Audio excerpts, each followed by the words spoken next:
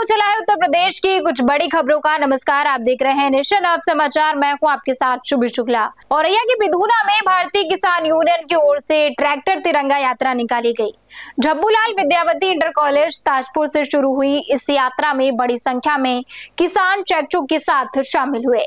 ट्रैक्टरों पर तिरंगा लगाकर किसानों ने देशभक्ति और एकता का संदेश दिया। यात्रा बिधूना तहसील तक पहुंची। इस दौरान भाकियों नेताओं के बैनर भी लगाए गए।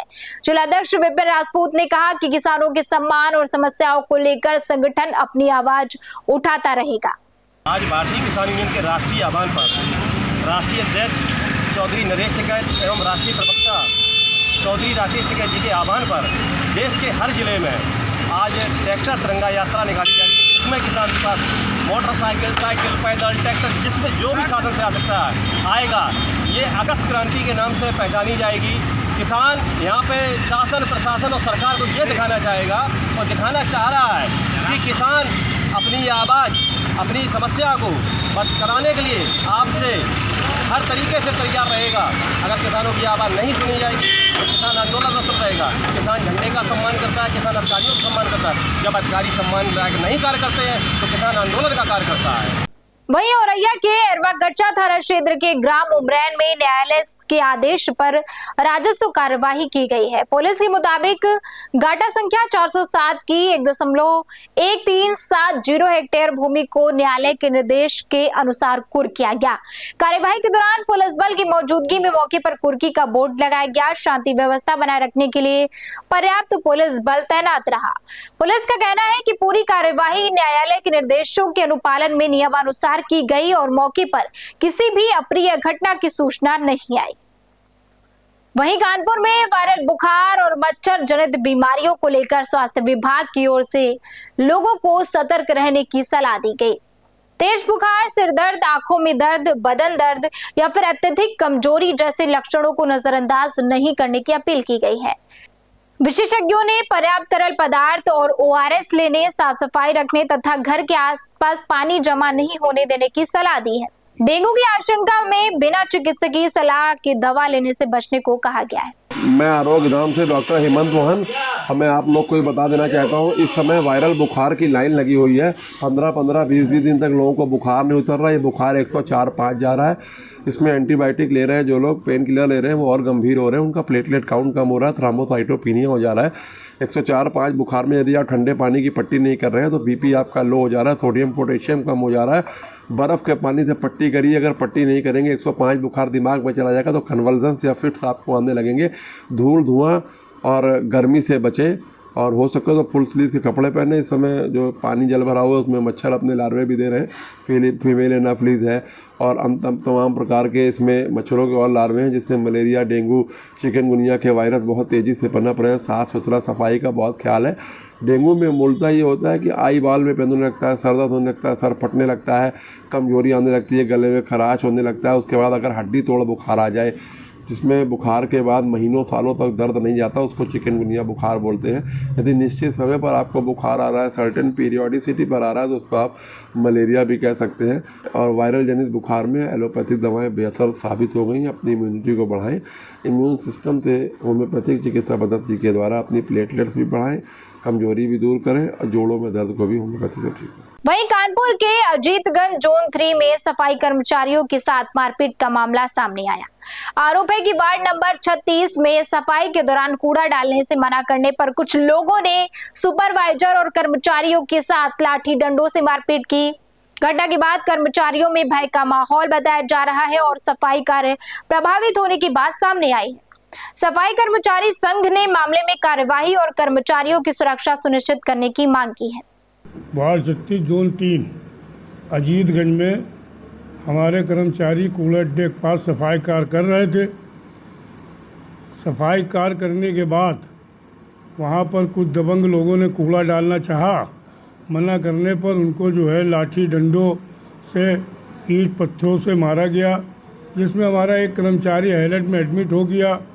तमाम कर्मचारियों जो है गंभीर चोटें आई। उस पर हमने कल नगर आयुक्त जी को मैसेज किया, अपर नगर आयुक्त से वार्ता की, नगर स्वास्थ्य अधिकारी अमित सिंह गौल जी से बात की। उन्होंने सीधे थाने फ़ोन किया, थानेदार से बात किया। हमारे कर्मचारी थाने गए, वहाँ पर कोई FIR नहीं लिखी गई, उनको भगा दिया गया। लेकिन बाद में संघ को ज्ञात हुआ है कि वहाँ पर कुछ वरिष्ठ लोग मिल कर के प्रतिनिधि लोगों के मिलने पर आपस में समझौता हो गया है। अब जो भी कार्रवाई होगी वो कानूनी कार्रवाई कानून करेगा। वहीं बहराइच में आयोजित तिरंगा यात्रा के दौरान प्रभारी मंत्री दिनेश प्रताप सिंह ने विपक्षी दलों पर निशाना साधा। उन्होंने कहा कि तिरंगा यात्रा राष्ट्र के लिए संगठित होने का माध्यम है और इसमें युवाओं की भागीदारी देश के प्रति उनकी भूमिका को दर्शाती है। मंत्री ने अपने संबोधन में मोदी सरकार और युवाओं के भविष्य को लेकर भी बात रखी है। कार्यक्रम में राष्ट्र प्रेम और युवा भागीदारी का मुद्दा प्रमुख रहा। मंत्री के बयान के बाद राजनीतिक बयानबाजी को लेकर चर्चा भी तेज हो गई है। ये तिरंगा यात्रा आज बहराइच की शहर में निकली है, लेकिन 15 अगस्त के दिन तक बहराइच के गांव गली में कोई घर नहीं बचेगा जहां तिरंगा लहराता हुआ न दिखाई पड़े। और मैं समझता हूं ये संगठित होने का, राष्ट्र के लिए संगठित होने का, भारतीय संस्कार संस्कृति के संगठित होने का सबसे उचित माध्यम है।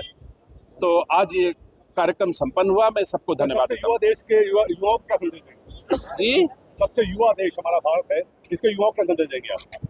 हाँ, बिल्कुल मैं कह सकता हूँ कि इस तिरंगा यात्रा में युवाओं की संख्या, युवाओं की भागीदारी बहुत ज्यादा थी और युवाओं ने बढ़ चढ़ करके श्रेष्ठ भारत के निर्माण में हर जगह अपनी भूमिका निर्माण कर रहे हैं।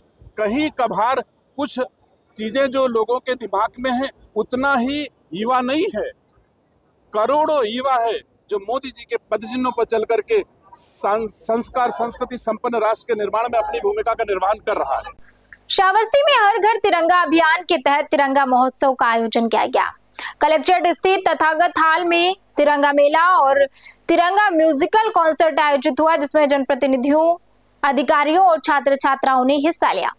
कार्यक्रम की शुरुआत दीप प्रज्वलन और सामूहिक वंदे मातरम गायन के साथ हुई। छात्राओं ने सांस्कृतिक प्रस्तुतियां दी और बेहतर प्रदर्शन करने वाली छात्राओं को सम्मानित किया। कार्यक्रम के दौरान वक्ताओं ने तिरंगे को देश की एकता, अखंडता और राष्ट्रीय गौरव का प्रतीक बताया। वहीं मुजफ्फरनगर के सिटी कोतवाली क्षेत्र से घर में घुसकर मारपीट और तोड़फोड़ का मामला सामने आया है। आरोप है कि कुछ लोगों ने घर के सामने लगी रेलिंग तोड़ दी और मकान मालिक के साथ मारपीट की। एक गर्भवती महिला के साथ भी घर में घुसकर मारपीट किए जाने का आरोप लगाया गया है। घटना के दौरान घर के बाहर लगे सीसीटीवी कैमरों को भी नुकसान पहुंचाने की बात सामने आई है। बताया जा रहा है कि घटना करीब 3 दिन पुरानी है और सीसीटीवी फुटेज अब सामने आया है। अयोध्या स्थित श्री राम जन्मभूमि मंदिर में रामलला के अर्चकों के लिए नया ड्रेस कोड लागू किया जा रहा है। जानकारी के मुताबिक 15 अगस्त से सभी पुजारी एक समान पोशाक में नजर आएंगे। धर्म समिति के निर्णय के अनुसार अर्चक पीले रंग की रेशमी धोती और उत्तरीय वस्त्र धारण करेंगे। नई पोशाक व्यवस्था का उद्देश्य मंदिर की सेवा व्यवस्था में एकरूपता और अनुशासन बनाए रखना बताया गया। स्वतंत्रता दिवस से मंदिर में अर्चकों की नई पोशाक व्यवस्था दिखाई देगी। वहीं कानपुर में डिप्टी सीएम ब्रजेश पाठक ने समाजवादी पार्टी और अखिलेश यादव पर निशाना साधा। उन्होंने सपा शासन को लेकर नई राजनीतिक आरोप लगाए हैं और कहा है कि 2017 के बाद उत्तर प्रदेश में राजस्व की स्थिति में सुधार हुआ है। डिप्टी सीएम ने 2027 के विधानसभा चुनाव को लेकर भी भारतीय जनता पार्टी की सरकार बनने का दावा किया। उनके बयान में कानून व्यवस्था, पिछली सरकार और आगामी चुनाव प्रमुख मुद्दे रहे। हालांकि ये राजनीतिक दावे और आरोप है जिन पर विपक्ष की प्रतिक्रिया भी महत्वपूर्ण होगी।